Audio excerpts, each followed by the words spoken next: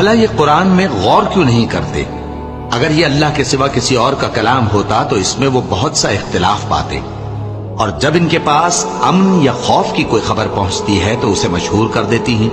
حالانکہ اگر اس کو پیغمبر اور اپنے ذمہ داروں کے پاس پہنچاتے تو تحقیق کرنے والے اس کی تحقیق کر لیتے،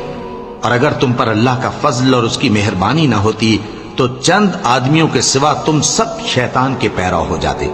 سو اے پیغمبر، اللہ کی راہ میں لڑو، تم اپنے سوا کسی کے ذمہ دار نہیں ہو، اور مومنوں کو بھی ترغیب دو، قریب ہے کہ اللہ کافروں کی لڑائی کو بند کر دے، اور اللہ شدید ترین جنگ کرنے والا ہے اور سزا دینے کے لحاظ سے بھی بہت سخت ہے۔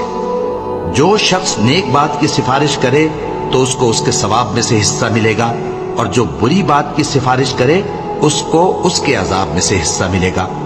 اور اللہ ہر چیز پر قدرت رکھتا ہے۔